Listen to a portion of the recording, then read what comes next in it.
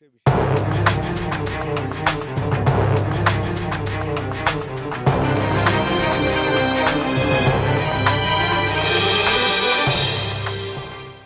कह रहा हूँ कि मंडी हमारी थी, हमारी है, हमारी रहेगी। मंडी का मतलब मंडी शहर के लिए ठोस कदम उठाएंगे। सर दूसरा जो घोषणा पत्र था भाजपा का, जिसे अब उपचुनावों में कांग्रेस उठा रही है, चाहे वो कर्मचारियों के आउटसोर्स का मामला हो, जेसीसी की मीटिंग 4 साल तक नहीं हो पाई, या जिस प्रकार से नए वेतनमान की बात हो रही है, पंजाब ने जो इम्प्लीमेंट किया उसे स्टेट अभी तक नहीं कर पाई। इस पे कर्मचारियों को जिस प्रकार से भुनाने की कोशिश की जा रही है, क्या कर्मचारी अब एक मुद्दा है सिर्फ, चाहे वो विपक्ष की बात की जाए या सत्तारूढ़ दल की जाए, क्योंकि ये बीजेपी के घोषणा पत्र में तमाम सारी बातें ये जिक्र हुआ था इसका। देखिए, एक तो मैं कर्मचारियों का बहुत आभारी हूँ, उन्होंने कोविड की सारी सिचुएशन के दौरान गवर्नमेंट को सहयोग दिया।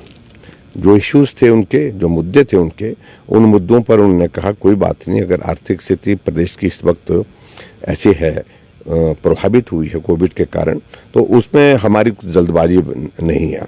दूसरी बात मैं ये भी कहना चाहूँगा कि हमारी सरकार ने न कर्मचारियों के 1 दिन की सैलरी रोकी, न ही 1 दिन के लिए पेंशन रोकी। इतना बड़ा संकट, कई प्रदेशों में सैलरी को कट मारा, पेंशन को कट मारा, ऐसे एक नहीं अनेक प्रदेश हैं। उनका ही अपने प्रदेशों की कांग्रेस की जहाँ सरकार है वहाँ का पता कर लो, वरना उनको जानकारी ज़्यादा लेनी चाहिए। और इसलिए कर्मचारी आज की तारीख में हिमाचल प्रदेश में हमारे साथ है। अभी हाल ही में हमने जेसीसी की बैठक रखने का निश्चय किया था, लेकिन all of a sudden code of conduct आ गया।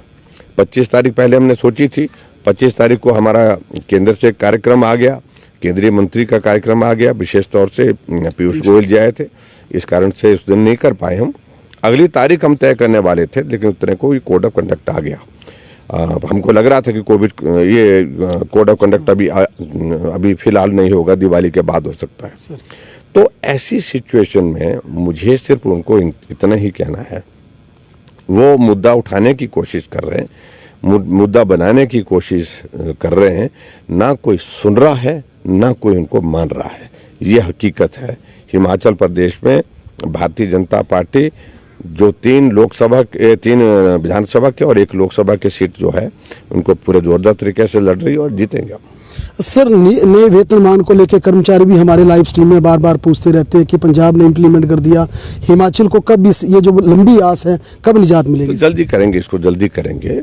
पंजाब में भी काफ़ी डिस्प्यूट पड़ा, पे कमीशन अनाउंस करने के बाद काफ़ी स्ट्राइक चलती रही वहाँ पर।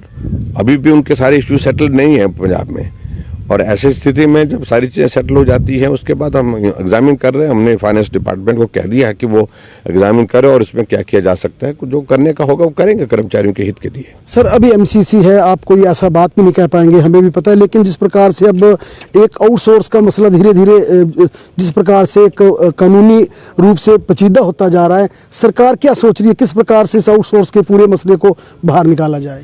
देखो, आउटसोर्स आज सभी प्रदेशों में जो है वो कर्मचारियों के लिए काम करने के लिए जो है वो उस तरह से इसका उपयोग हो रहा है।